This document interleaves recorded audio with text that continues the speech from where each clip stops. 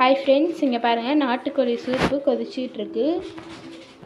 இப்போ சூப்பை தனியாக எடுத்துகிட்டு குழம்பு வைக்கிறப்ப காமிக்கிறோம். குழம்பு தாளிக்கிறதுக்கு எண்ணெய் சேர்த்துருக்கோம்.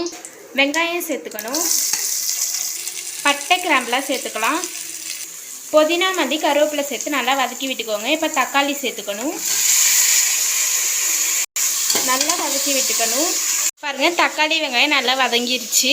பாருங்கள் ஃப்ரெண்ட்ஸ், மிளகு, ஜீரகம், சோம்பு, பட்டை கிராம்பு, தனியா எல்லாம் வறுத்துட்டு சின்ன வெங்காயம் ஒரு 100 கிராம் வதக்கி எல்லாம் அரைச்சி வச்சுருக்கோம். அந்த பேஸ்ட்டை போட்டுக்கலாம். பாருங்கள், அந்த பேஸ்ட்டை போட்டு நல்லா வதக்கிக்கணும். 1 ஸ்பூன் இஞ்சி பேஸ்ட்டு போட்டுக்கணும். 2 ஸ்பூன் பூண்டு பேஸ்ட்டு போட்டுக்கோங்க. இப்போ இதை நல்லா வதக்கி விட்டுக்கோங்க. கொஞ்சமாக மஞ்சத்தூள் சேர்த்துக்கோங்க. குழம்புக்கு தேவையான அளவு உப்பு சேர்த்துக்கோங்க. நாட்டுக்கோழி குழம்பு இந்த மாதிரி செஞ்சு சாப்பிட்டு பாருங்கள், செம டேஸ்ட்டாக இருக்கும். குழம்புக்கு தேவையான அளவு மிளகாத்தூள் சேர்த்துக்கணும். பாருங்கள், எல்லாம் நல்லா வதங்கிருச்சு. இப்போ நாட்டுக்கோழி உருளைக்கிழங்கு வேக வச்சுருக்கோம், அதை இதில் சேர்த்துக்கணும். இப்போ இதை நல்லா கலரி விட்டுக்கலாம்.